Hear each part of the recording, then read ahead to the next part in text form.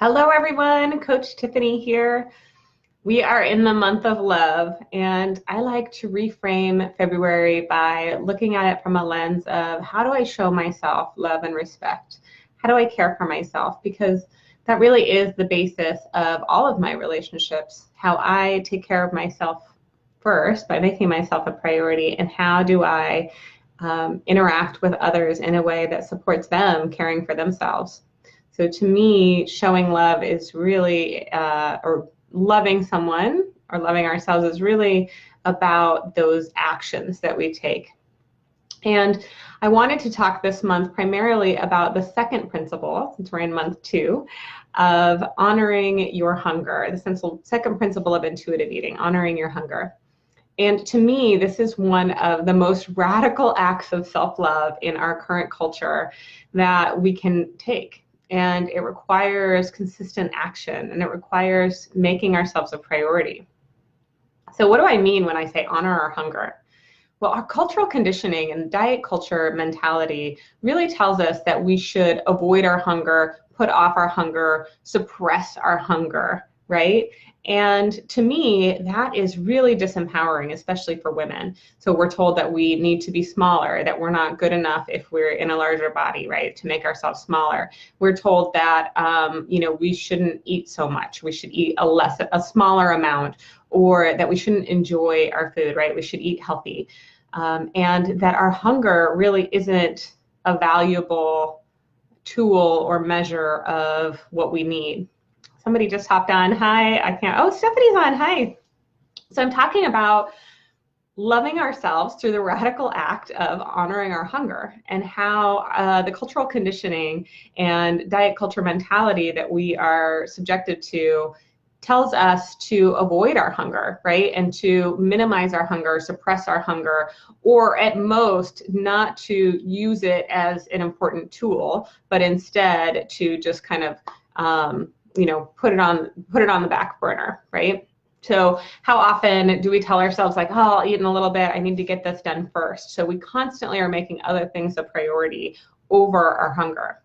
And instead, when we take the initiative to show ourselves self-care and love by being in tune with our bodies, recognizing our hunger, and connecting with that hunger, and then honoring that need, and actually being well-fed and well-nourished consistently throughout the day, we can start to build trust with our bodies and remind our bodies that, yes, I will, in fact, take care of you, right? So it truly is an act of self-love, and it's radical in the sense that we are constantly told to ignore it or diminish it or suppress it. So I am asking all of you to consider for a moment, what would it look like to feel well-fed and well-nourished, and really not have that hunger being a barrier between you and your energy, and that a barrier between you and being connected with your body. So it's a different kind of way of framing it, I think, than what we're used to hearing. But I want you to know that your hunger is important, and it is a priority, and that by putting yourself first and making your hunger a priority, you are not doing anything wrong. In fact, you are doing the right thing by listening to your body. Thank you very much, Stephanie. I wonder if this is something that you relate to, and anyone else who hops on, maybe who's watching the replay later. I recently was talking with a colleague that I'm working with on a project about this very thing, and she said, that she recently read in some sort of a feminist article about how it's hard to be a woman leader when you're starving, right? And how many women are spending all of this time, and this is something I've talked about in the past, struggling with food, struggling with their bodies, trying to hold off on their hunger, stave off our hunger, suppress it, right? And really just fighting with it instead of nourishing ourselves so that we have the energy and the stamina that we need to be leaders in the world. Yeah, you can relate to this topic. Yeah, it's interesting because as children, a lot of times we're told, eat more, eat more, eat more, one more bite, eat your veggies, these things, clean your plate. And then for a lot of women in particular around puberty, when we start to, gain some weight, or sometimes as young adults in college, it kind of depends on how things go for us body-wise and the people that are in our lives. But at some point we're told, whoa, whoa, put the brakes on, right? That your hunger is a bad thing. So this month, in the month of love, I'm talking all about honoring your hunger, which is the second principle of intuitive eating. It is second for a reason. When we honor our hunger, again, we can rebuild that trust with our body. We can tell our bodies, yes, I hear you, I'm listening to you, and I'm going to address your needs. And so it truly is an act of self-care and an act of love. You always carry healthy nuts or bars in your purse. Yeah, for those busy days. Yeah, so having food readily available is a huge part of this, making sure that you've got something accessible at all times.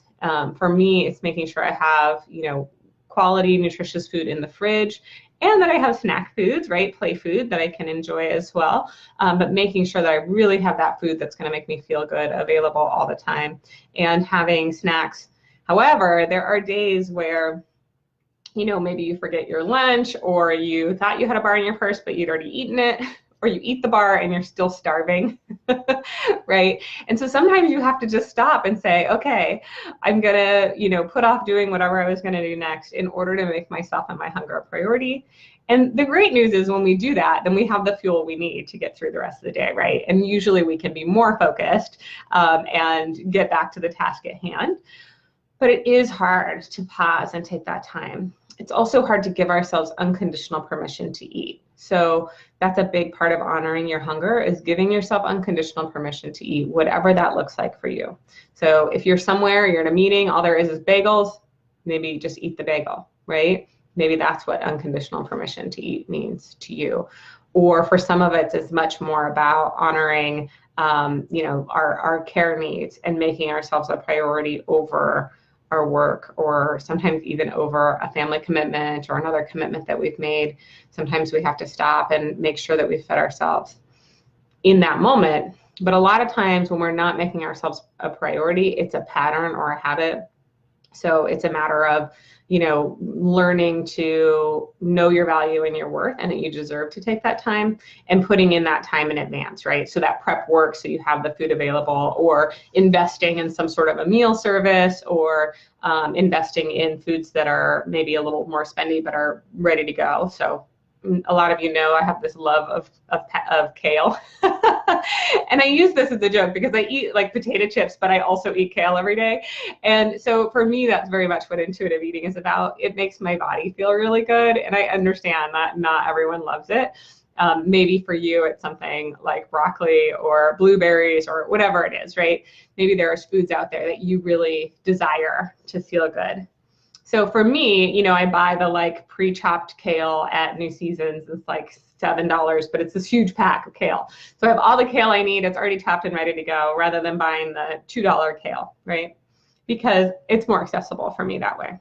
So investing in ourselves, time or money or whatever that looks like, investing in making our hunger a priority is a big part of honoring our hunger.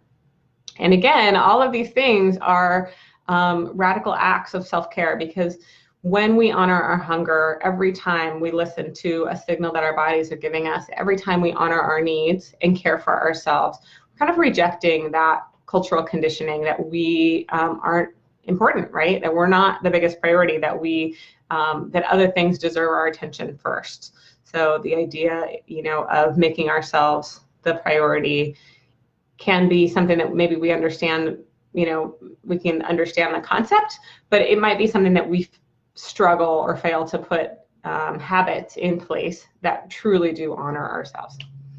So I hope that this little love message has, helped you to think a little bit differently about it today, and helped you to really honor your hunger. I've just eaten lunch. I'm really glad, because otherwise sometimes I get on these videos and I just talk about food and I'm so hungry. But, I was recording some videos for a course, and I have a lot of things on my want to do list today, and I was getting hungry and starting to get a little unfocused. So I had to pause and really, take that time for myself. It's been really challenging for me to learn to consistently make myself a priority.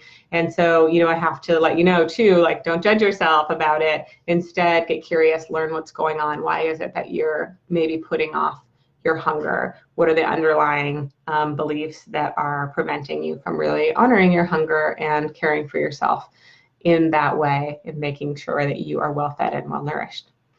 I'm going to be doing monthly coaching, group coaching sessions. So I'd love to hear from you in the comments first if you identified with these things and where you struggle, if you already know your underlying beliefs that are kind of getting in the way of this, this type of self-care.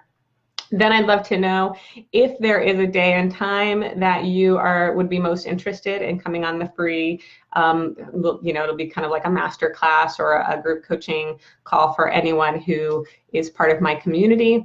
And then lastly, if you want more information about the way that I work with people or intuitive eating, my blog is a great resource. It's on my website, coachtiffanyRN.com/blog. You can check out all the things I'm doing there. We're in the Deserving Women group right now. Feel free to invite friends if you get a lot of value from this, or if you have friends who are kind of on a similar journey. I'd love to have them in here as well. So those are the ways that you can connect with me further. I'll keep you posted about the free monthly Zoom call. And in the meantime, I want you to know that you are valuable and worthy of love and respect no matter what. All right. Hope you have a wonderful day. Bye.